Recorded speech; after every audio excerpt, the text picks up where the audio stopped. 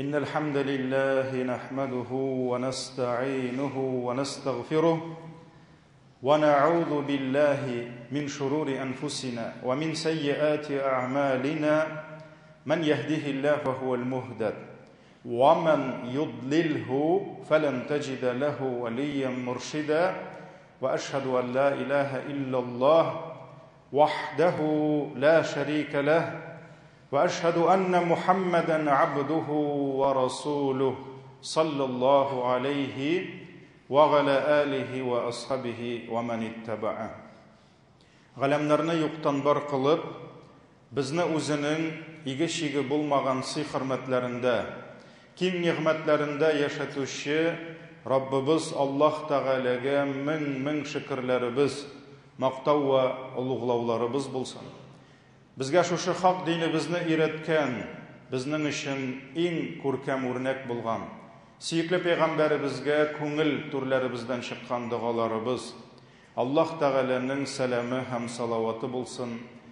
Азиз кардәшләрем, иң элек үземне, аннары соң сезне тақвалыкка чакырам. Аллаһның әмерләрен үтәгез, аның харамнарыннан тыелыгыз. Аллаһ Тәгалә безне тақвалыкка үндәгән күп санлы аятларның берсендә нәрсә диде? Я айюхаллазина аману тақуллаха хаққа туқатih ва ла тамутунна илля ва антум муслимун. Эй иман китергән бәндәләр, мөминәләр, Аллаһ Тәгаләгә тиешле дәрәҗәдә тақва булыгыз. Ягъни әмерләрен тиешенчә үтәгез. Тыйганнарыннан тиешенчә тыелыгыз. Үзегез белгәнчә генә түгел, Аллаһ теләгәнчә, Аллаһ бездән таләп иткәнчә. Һәм мөселман булмаган хәлдә үлем фәрештәсе белән очрашудан, ягъни Аллаһ хузурына кайтудан сакланыгыз диде. Изге Рамазан айының беренче 2 дистәсе 20 көне үтеп бара. Соңгы 10 көненә керәбез. Шушы изге айда Аллаһ Тәгаләнең йортлары, мәчетләр бездән дә күбрәк шатлана, бездән дә күбрәк сөенә кебек. Хадисләрдә еш кына терелтү, оживление дигән сүз килә. Динне терелтү, сөннәтне терелтү, мәчетләрне терелтү.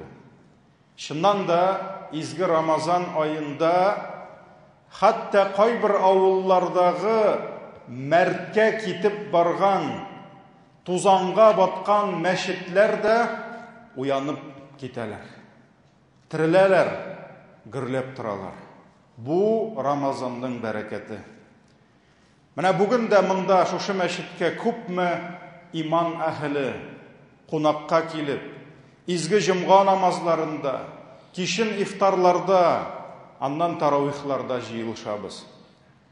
Шушы мәчетләрнең артыннан чапкан, шушы җирләр артыннан чапкан, шушы төзелешләрне алып барган, үзенең күпме вакытын, көчен, саулыгын, гомерен, акчасын, малын, мәхәббәтен, ихтибарын шушы мәчетләргә биргән кардәшләребездән Раббым разый булсын.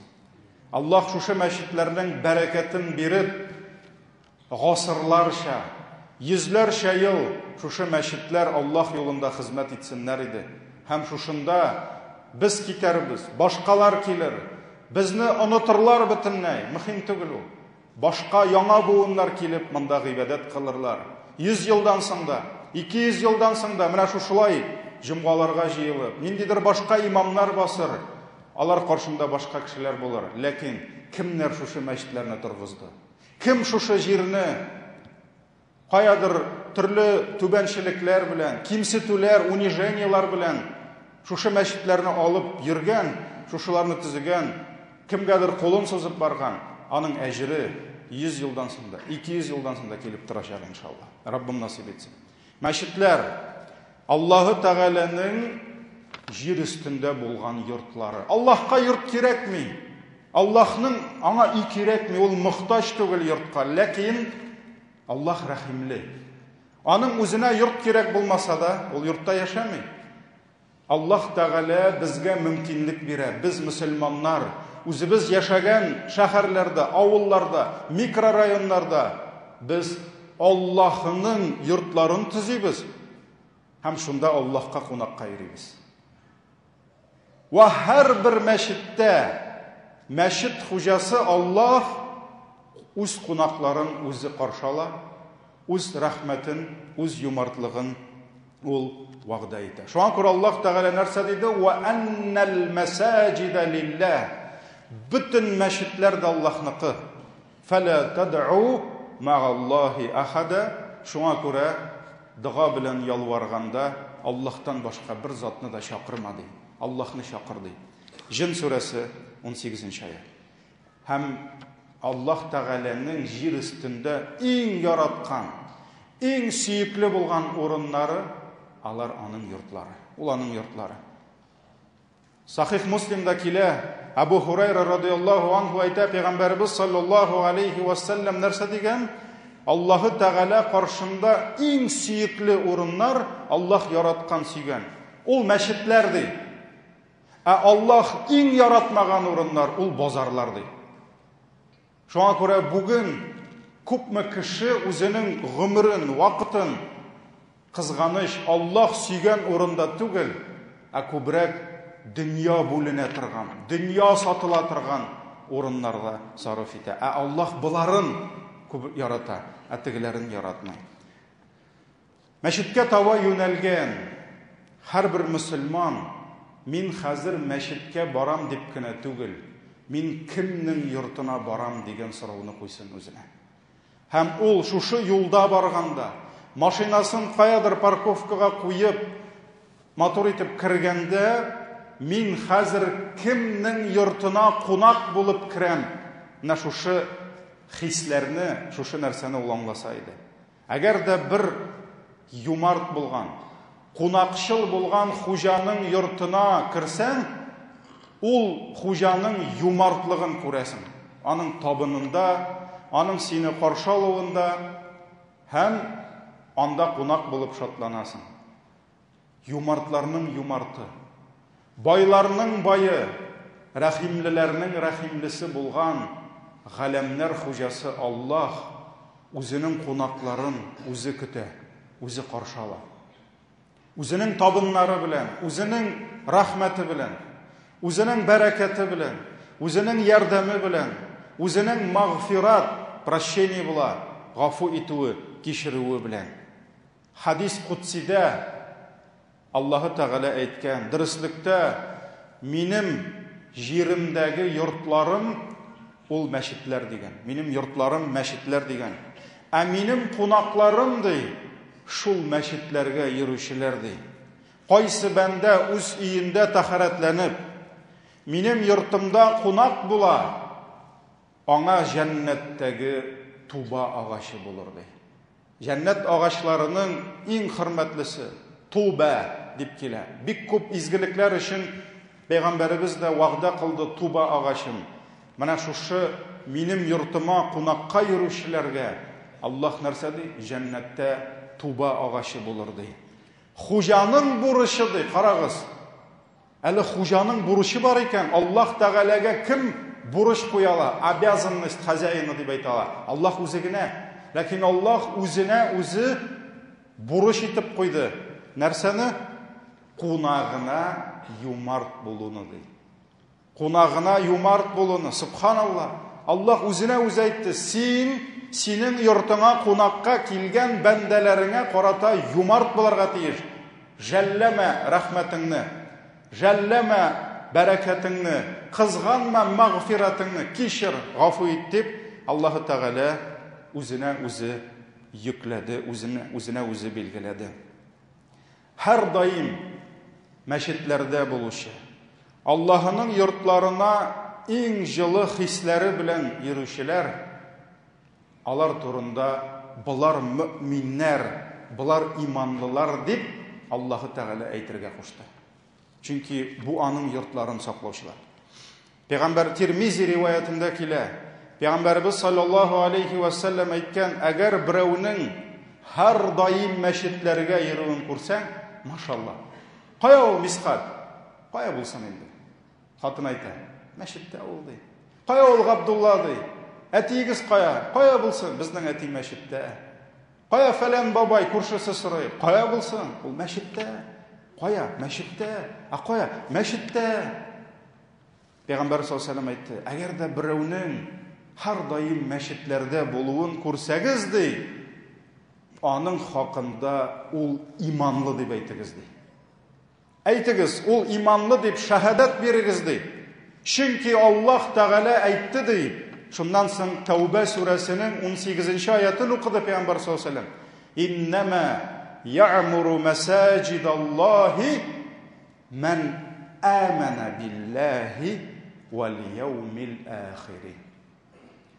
Аллаһы Тәгаләнең мәчетләрен кемнәр торгызыр? Кемнәр терелтер? Иң беренче кемнәр? Кем Аллаһыга һәм ахирәткә иман китерде ди. Бу Тәүбә сүрәсе 18-нче аят. Һәм менә бу я'муру гомер сүзе. Татарда гомер дигән сүз бар. Гомер, ягъни моның гомере күпме диләр? Яшәве, жизнь. Аллаһ Тәгалә я'муру оживляет ди. Мәчетләрне яшәтәләр ди. Мәчетләрне терелтәләр ди. Һәм мәчетләрне терелтү, яшәтү галимнәр ике мәгънәдә була диләр. Шушы аятны да оживляют мечети те, кто уверовал дигәнне тәфсир галимнәре ике мәгънәдә аңлата. Беренчесе материаль яктан терелтү, матди терелтү. Икенчесе мәгънәви терелтү. Ничек ул матди, физик терелтү? Менә җир алдың, документын эшләттең, проект эшләттең, аның өчен бөтенесенә акча кирәк. Фундамент салдың, фундамент өстенә стена куйдың, түбәсен яптың. Бу кемнәр? Булар мәчетләрне материаль, матди яктан терелтүчеләр, төзүчеләр, булдыручылар. Аның җылылыгына, газына, суына, башкасына төләүчеләр. Булар матди терелтүчеләр. Булар турында да Коръәндә аят килә. Мәгънәви, рухи терелтүчеләр. Алар шул мәчетләргә намазга йөрүчеләр. Шунда мәчетләрдә гыйбадәт, җәмәгать намазларында катнашучылар. Шушында мәчет эшендә кайнап йөрүчеләр. Чөнки мәчетне төзүдең дә бетте түгел. Мәчет ул җылы булырга тиеш. Мәчет ул чиста булырга тиеш.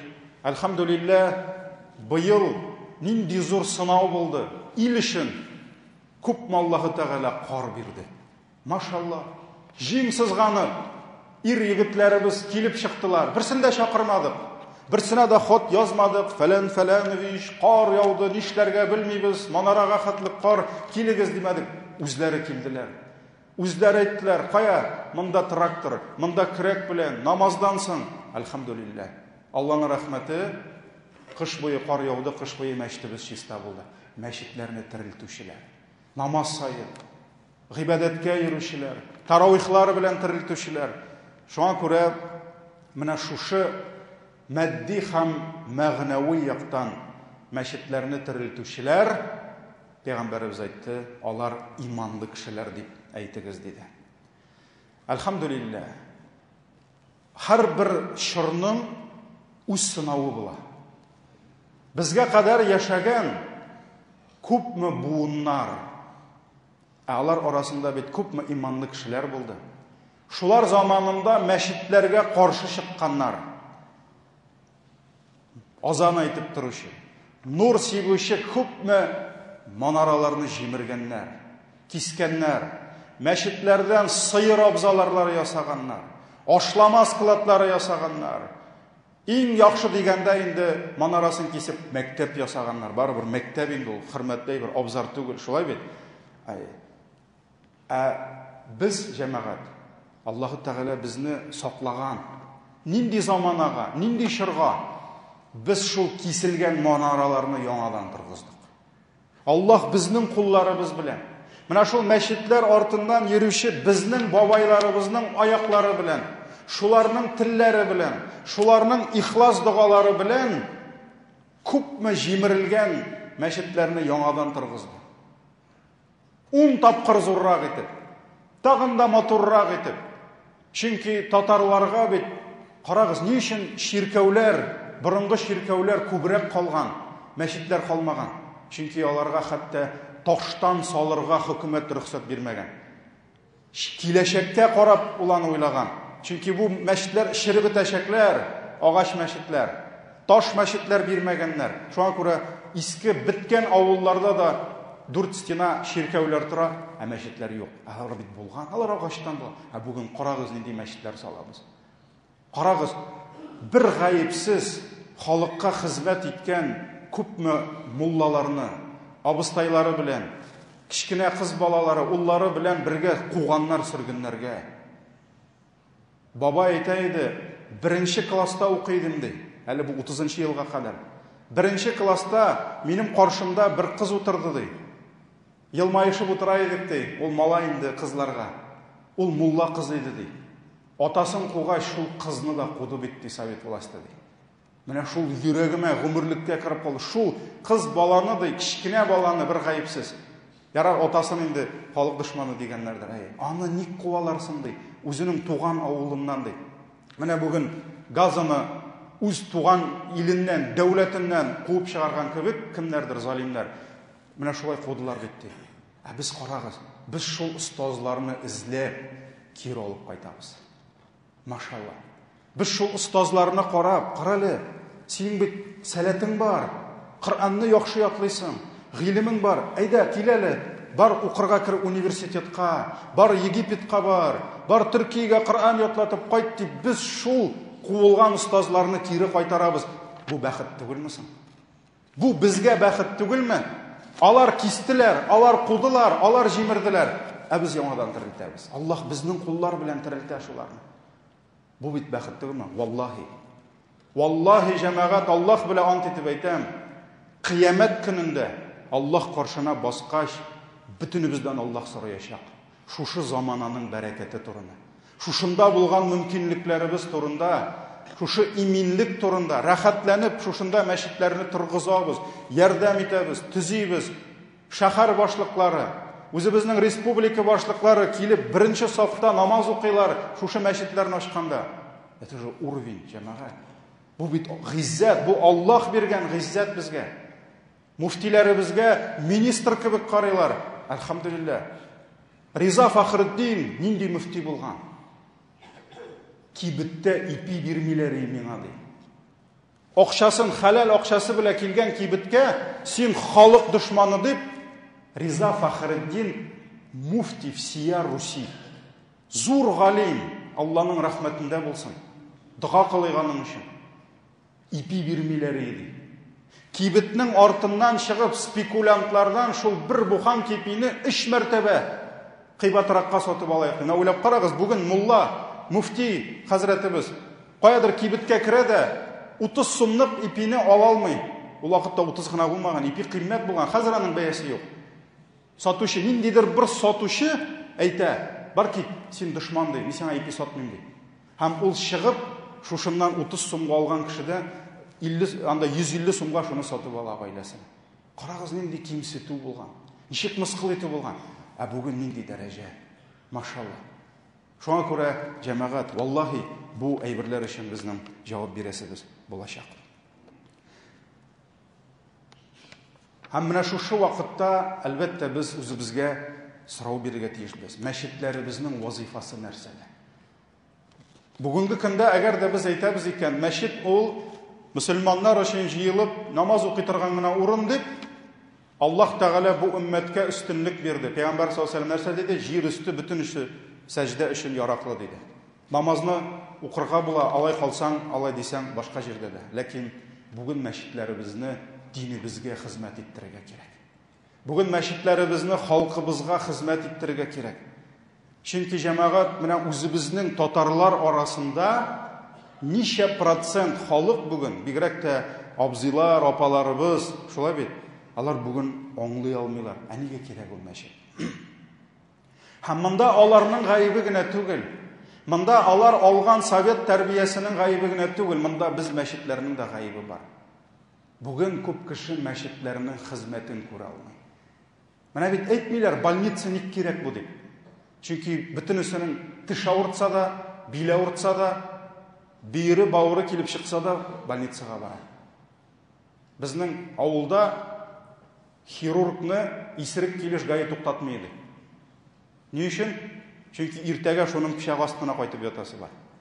Мен гел әйтәйдем, менә шушы хирурглар 5 намазга басып, вагаз сөйли башласалар, күпме кеше дингә килер иде. Шуңа күрә больницаны җимер каршы чыкмыйлар бит, больница салабыз ди. Ә мәчетләргә нигә каршы чыгалар? Шул ук татарлар. Чөнки без мәчетләрнең хезмәтен күрсәтә алмыйбыз. Күпчелек мәчетләр алар ниндидер бер закрытый клуб кебек, ябылганнар, эштә нидер эшлиләр анда. Халык аларның ярдәмен, аларның хезмәтен күрми. Кайчак мәчет ул имамның ниндидер бер личный бизнесына әйләнә. Личный кибетенә әйләнә, гаиләсенә. Алай булырга тиеш түгел. Мәчет күп вакытта үзе халыкка чыкмый. Әле килгән халыкны да тиешенчә кабул итә алмый. Кай вакыт берәү дөрес итеп яулыгын япмаган, каян белсен бу беренче тапкыр килә. Бәлки итәге кыскарак булгандыр. Бәлки аяк киемен дөрес салмагандыр. Матур итеп аны төзәтәсе урында кай вакыт кызып китәбез. Кай вакыт дорфа иттереп куып та чыгарган ки, бигрәк тә мохтаҗ кеше булса, бай кеше булса инде галстуклы, әйдә кер дибез. Бәлки садакасын калдырыр. Ә берәр мохтаҗрак кеше булса, факир булса, куып чыгарабыз. Казанның күп мәчетеннән мохтаҗларны куып чыгаралар. Ни өчен? Чөнки әле элегрәк ишеткәнем бар. Нигә сез безгә киләсез дип әйтәм, кабан артында эшләгәндә. Ә безгә әйтәләр, мәчеткә керсәк, барыгыз я ярдәмгә, я кабан артына барыгыз дип әйтәләр. Хәзер алтанга җибәрәләр ярдәм белән. Шуңа күрә җәмәгать, мәчетләр, карагыз, Пәйгамбәрбез саллаллаһу алейһи ва саллям вакыты бер бәдәви шүлдән килгән. Бәдәви ул шүл гарәбе. Он не понимает городские нормы. Шүлдә анда бөтен җир шүл. Бөтен җир туалет, бөтен җир көтү башкасы. Ул тәртипләрне белми, мәдәниятне белми. Килгәндәген кысталган, йомыш үтисе килгән, безнең әйткәндә инде пишитәсе килгән. Нормальный хәл. Һәм карый бер стена бар. Бу стена урамда булмый бит инде. Ансын белә. Ярар стенаның теге ягына кирим әле ди. Киргәндәген бер пишмакка йомышын үтәгән. Ул сахабалар тулган, Пәйгамбәрбез утыра, мәчет булып чыккан. Ул бит аны мәчет икәнен, Пәйгамбәр утырамысын, ул бит аны белеп, аңлап эшләмәгән. Сахабалар сикереп тордылар. Чөнки сахабалар күзлегеннән караганда нинди җинаят, мыскыл итү. Ничек инде? Мәчеткә кирип, йомыш үти кеше. Сикереп торганнар, Пәйгамбәр саллаллаһу алейһи ва саллям, утырыгыз. Битерсен эшен эшләп. Аннан соң нәрсә диде? Бар тотып кыйнагыз, алып чыгып берәр нәрсә эшләтегез. Юк. Барыгыз чиләк белән, бурдюк белән су алыгыз да йомышын үтәгән җиргә салыгыз ди. Чөнки элек мондый мәчетләр булмады. Мондый мәчет булса кермәс иде ул. Мәчетләр алар нәрсә булган? Баганаларны утыртканнар да, җипсәләрне тартканнар да, пальма яфракларын куйганнар, манара юк, табличка юк, с указанием официальных названий юк улай берләр. Шуңа күрә ул аны уйламаганда, ләкин карагыз, ничек сахабалар кызды, ничек Пәйгамбәрбез аның күңелен күрде. Шулай бит. Хәтта дуга кылганда чыгып китте, дуга кылып: "Я Раббым, сал рәхмәтеңне миңа һәм Мөхәммәдкә һәм бүтән бер кемгә дә салма" диде. Пәйгамбәрбез әйтте: "Син шул кадәр зур әйберне тарайттың" диде. Шуңа күрә бәдәви күзлегеннән караганда ул бер проблема. Әгәр дә инде аны күргән кешеләр карына икенче проблема. Шуңа күрә кеше нинди генә проблема белән килми. Бүген берәүнең баласы үлгән, икенченең ире ташлап киткән, өченченең әнисе үлгән, нишләргә белмәй, дүртенченең диагноз тапканнар, страшный сибирский трактка барырга кирәк, онкология, белми ничек яшәргә, бишенчесе килгән, баудан алганнар, коткарып калганнар, менә нишләтергә белмиләр. Кем генә килми? Без аларга ярдәм итәргә тиеш. Һәм Аллаһ Тәгалә бөтенебезне сыный. Хәтта үземне Аллаһ Тәгалә түбән камада эшләгәндә сынады. Акра бер абзый кычкыра: "Мин коридорда дуга кылмагыз миңа" ди. Бабай дуга кылучы. Кылмагыз миңа ди, кабинетта кылыгыз ди. Минем бүлмәгә килеп кергән. Мин кабинетта язып утырам. Шуннан соң әйтә: "Нинди бардак бу мәчетегездә" ди. Әйтәм: "Абзый, нигә шуланасың? Тынычлан" ди. Менә ди коридорда тавыш, дуга кылдырырга килдем. Тавыш анда ди. Кабинет бирмисез дуга кылдыручыга ди. Шуннан соң тыныч кына әйтәм: "Абзый, җитми бит кабинетлар. Дуга кылдыручыга да аерым кабинет булмый бит" дип. Дигәч: "Ана үзеңнең кабинетыңны бир" ди. "Бар чыгып кит моннан, дуга кылсын" дип китте. Мен дә инде кыза башладым бераз. Әхлак бетә башлады. Шуннан соң әйтәм, туктале абзый, нигә син монда указывать итәсең? Кил әле монда, утыр, дип креслога утырттым. Катылык белән. Утыр. Нәрсә булды дидем. Аллаһ туктатты. Шуннан соң әйтә, кызыма дуга кылырга килгән идем. Нәрсә булды кызым белән ди? Үлде ди, кызым ди. Дуга кылдырырга килдем ди. Тавыш анда ди, тагын кычкыра баша. Качан үлде ди? Менә кичә җирләдек ди. Bütün ачуларым бетте. Çünkü мен аның хәлен, мин аның белмәгәнмен хәлен. Мин аны гаеплейм. Ник мәчеткә килеп кычкырасың дим, ичемнән. Тавыш күтәрмәкче булам аңа. Аның кичә яратып үстергән кыз үлгән икән. Шуңа күрә без кешенең хәлен күрә белмибез җәмәгать. Кешедә нинди генә кайгы. Һәм без мәчетләрнең вазифабыз, мәчетләрнең эше менә шушы кешеләргә хезмәтне күрсәтү. Шуңа күрә без мәчет әһелләре булганга, шушында мәчет булганга шатланып торырга тиешләр. Ни өчен намаз сайын әйтәбез? Кичә хәтта бераз ачуга бирелдем. Ирек хәзрәт добрый ул, мин андый түгел җәмәгать. Ирек хәзрәттәге мәрхәмәтлелек ул. Прошу вас, братья, дип кичә әйтә. Көн аралаш әйтәбез. Бензовоз килә һәм кычкыртып утыра. Чөнки без ул частная территория, ул безнеке түгел. Кая акчалы җегетләр бармы? Әйдә сатып алыйк заправканы, ул безнеке булачак. Әйдәгез, мойканы сатып алыйк. Мойка да безнеке түгел. Заправка да безнеке түгел. Это частная территория. Шуңа күрә мойка алдына да тутырмагыз җәмәгать. Хәтта кайбер җегетләргә әйттем, хотя бы мойкага кертеп куй машинаңны. 500 сум акчаң калсын шуларга. Егетләргә әйтәм, хотя бы шушы нидә, менә шушында заправить итегез. Булардан бер зыян инде, но зато файда да бар дип утырсын кассир. Без аларга зыян китерәбез икән, бензовоз кыра алмый, ничә көн. Шуңа күрә бу домнар зарлана кыра алмыйбыз диләр. Машинагызны куйганда, кайдыр шутны ташлаганда, карага кирәк, кешегә зыяның тими. Монда савап җыям дип басып тора. Әтегендә күпме кеше аңа рәнҗи.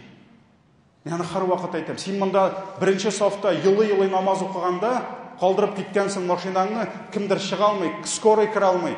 Син Аллаһның рәнҗешен алырга, каргышын алырга мөмкинсең. Кемнеңдер юлын ябып. Менә шуңа күрә сак булыгыз. Бездән бөтенесе сөйинеп торырга тиешләр. Әлхәмдүлилләһ, монда мәчет бар. Мохтаҗга ярдәм итә, авыр хәлне, күңеле төшкәннең күңелен күтәрә. Бу безнең вазифа. Бу җиңел эш түгел. Бу җиңел эш түгел җәмәгать. Монда без бергә булырга тиеш. Бер-бер һәрберебез аңларга тиеш. Менә булды хәл Мәскәүдә. Bütün хәзер целый нация страдает шулар аркасында. Без аңлатабыз, алай булырга тиеш түгел, ләкин бик авыр кешегә аңлату. Ул безнең кардәшләребез, ул ник гаепле? Бусы ник гаепле алар өчен? Ниндидер шулар өчен? Менә бер буклы сыер нишли bütün көтүне пычрата. Шуңа күрә бер буклы джип газонга китереп куя да, или юлны яба да, bütün мәхәллә шундый дип уйлыйлар. Вы все мусульмане такие диләр. Алай ярамый. Әнә Фучи курамына куй тегендәрәк. Нишлисең инде? 3 парковкабыз бар, өчесе дә тулган. Сыймыйбыз. Әлхәмдүлилләһ, ул яхшы, ләкин җаваплылык бар. Кил әзрәк җәяү, адым сайын савап булыр. Менә шуңа күрә мәчетләребезне терелтик. Мәчетләребезгә хезмәт итик. Аллаһ Тәгалә мәчет мәхәлләбезгә бәрәкәт бирсен. Һәм чисталыкта тотыйк. Баракаллаһу лана ва лакум фил Qur'анил азим ва нафa'ана бил аяти ва зикрил хаким иннаху хувал гафурур рахим.